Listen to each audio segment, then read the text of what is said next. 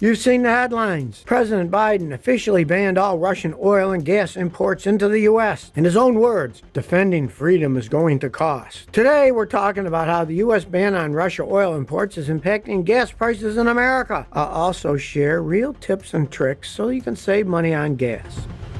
If you're circling around the block to find the cheapest gas station, it can get very irritating. But did you know that there are apps you can download on your smartphone that help you find the cheapest gas stations near you? Apps like Gas Buddy, Waze, and Gas Guru. They say sometimes it can end up saving you up to 30 cents a gallon. The reason is, apps like these constantly update gas prices in real time. You can even get notifications on your phone for deals. With rising gas pricing, most people are starting to use these types of apps. In fact, on March 7th, there was so much user traffic on Gas Buddy that it was inaccessible on and off that entire day. And another app, Gas Guru, gives you information straight from the Oil Price Information Service. It even lets you search by fuel grade and amenities too. Now, if you're on the road and don't care to download any of these apps, here's a good rule of thumb. Avoid gas stations just off the highway exit or in the middle of a major city. Gas stations located in those areas generally have higher prices. It's also a great idea to consider reward cards. For example, Gas Buddy offers a free gas card that can save you up to 25 cents a gallon at most gas stations across the country. Retailers like Walmart, Kroger, Safeway, Costco, BJ's, and Sam's Clubs also have competitive fuel rewards programs. And many gas stations often offer discount for cash payments as opposed to credit card payments. Wondering what day of the week is best for pumping gas? Turns out it's Monday. Gas Buddy did a study where they discovered that Mondays usually have the cheapest prices in most U.S. states. On the other hand, Wednesdays, Thursdays, and Saturdays generally mean higher prices. There are other practical tips to help you save money on gas. Let's start with the easiest one. First off, it's best to check for peak traffic hours in your area before you set off on the road. The heavier the traffic, the longer you'll sit in it. On the other hand, if you spend less time idling in traffic, you'll waste less gas too. Speaking of idling, just don't do it. At least try not to. If you need to wait for more than 1 minute, it's best to turn off your engine if it's safe to. Newer vehicles now have engines that automatically stop when the car idles for a certain period of time. Did you know that idling can cost you up to half a gallon of gas per hour? Waiting at a red light takes 45 to 120 seconds. Starting your car only requires about 10 seconds of gas. Even if it's cold outside, don't idle your car for long periods of time to try to warm up your car. All it does is waste fuel. Now, if you're one of those drivers who loves to speed from point A to point B, I've got some advice for you. Just slow down. Slowing down and driving at the speed limit reduces aerodynamic drag. The lower the drag, the higher the fuel economy. Fuel economy starts to drop significantly when you speed above 50 miles per hour. Also, when you accelerate, gradually ease up on the brake. When you brake suddenly or accelerate quickly, car eats up more gas. That's why coasting down a hill to a red light is recommended. Cruise control is also a great option to help you maintain the best speed and save fuel when the road is flat. Here's one that might be new to you. Don't wait until spring cleaning to clean out your car. Carrying extra cargo in your car adds weight to the vehicle. I'm talking about things like sand or salt bags for removing ice. The more weight your car has, the more gas it needs to get moving. Losing an extra 100 pounds from your vehicle can improve your gas mileage by 1%. That's based on the percentage of extra weight relative to your vehicle's weight. Also, things like cargo containers or bike racks on a roof increase the vehicle's wind resistance. This means that the engine has to work harder to maintain its speed. In fact, this aerodynamic drag can increase fuel consumption by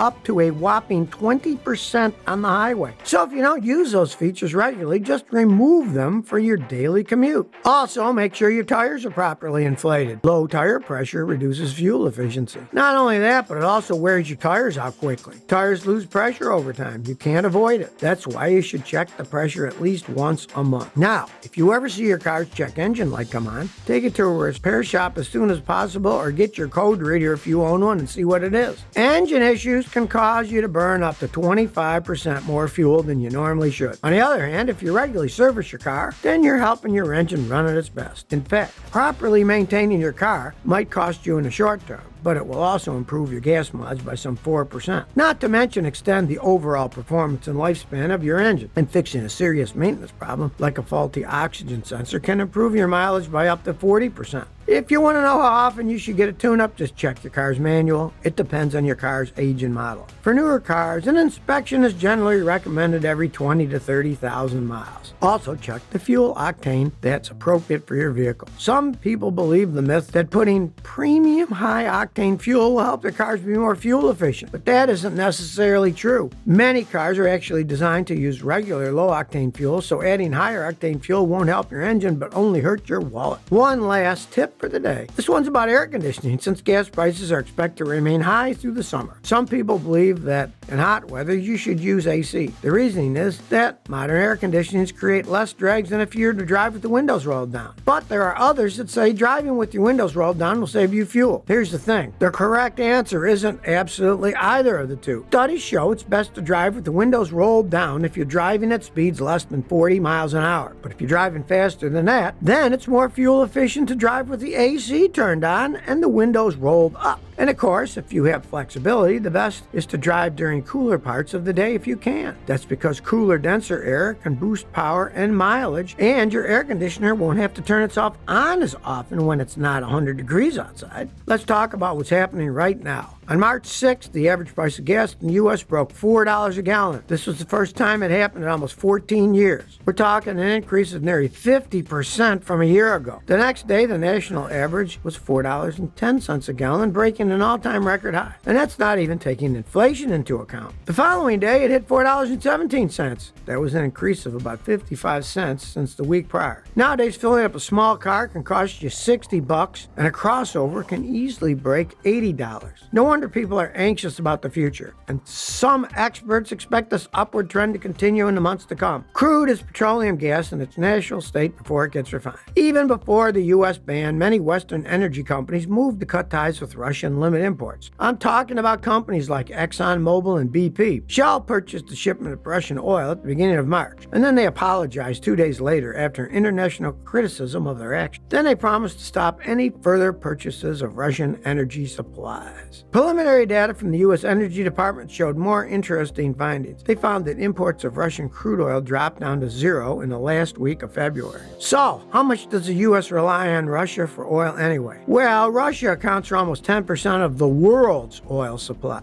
But you might be surprised to learn that Russia isn't the world's largest oil producer, and it isn't Saudi Arabia either. Believe it or not, actually, it's the United States. But the U.S. is also the world's biggest oil consumer. We can't meet the demand in our country only with U.S.-sourced crude oil. We need other countries to help too, and one of them has been Russia. At least it was. Last year, in 2021, the U.S. imported 245 million barrels of oil from Russia. That's about 8% of all U.S. oil imports. That's less than what the U.S. gets from Canada or Mexico, but more than we imported from Saudi Arabia. Biden explained it would be understandable that prices would rise, but he did caution the U.S. energy industry against excessive price increases and exploitation of consumers. Even so, that doesn't mean the industry will listen. Now, that's not to say that the U.S. economy can't fully handle higher gas prices. It can, but it will bring some challenges. There's just no way around that. Remember, gas prices were soaring even before the ban officially started, and a major reason for that was because of the looming possibility of a U.S. ban on Russian oil imports. Only now it's a reality. Even experts say they'd never seen this type of situation before with this level of uncertainty. In 2008, gas prices broke a record when it averaged $4.10 a gallon. When you take inflation into account, that comes to about $5.24 per gallon. Soaring prices stuck around for weeks, but here's the difference. The projections for high gas prices right now is that this time it'll stick around for months. Just how high are we talking about? As of the making of this video, experts are saying that we're headed towards a national average of $4.50 a gallon. Some experts believe that this ban on Russian oil imports can even shoot an average over $5. In February, oil was selling for about $90 a barrel. Now their price is $130 a barrel. Energy analysts have warned that prices could rise as high as $160 or even $200 a barrel in the near future. This is only if sanctions continue and we continue to boycott Russian crude oil. Because of the U.S. ban on Russian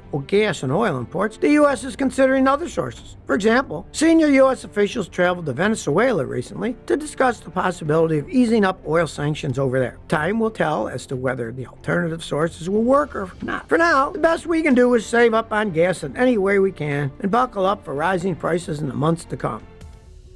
But now, you tell me, how high do you think gas prices will be? Will there be a tipping point or threshold where you'll stop driving and take public transportation instead? Or maybe consider getting an electric vehicle? Do you have any other tips or tricks to save at the pump? Please share your experience by commenting below.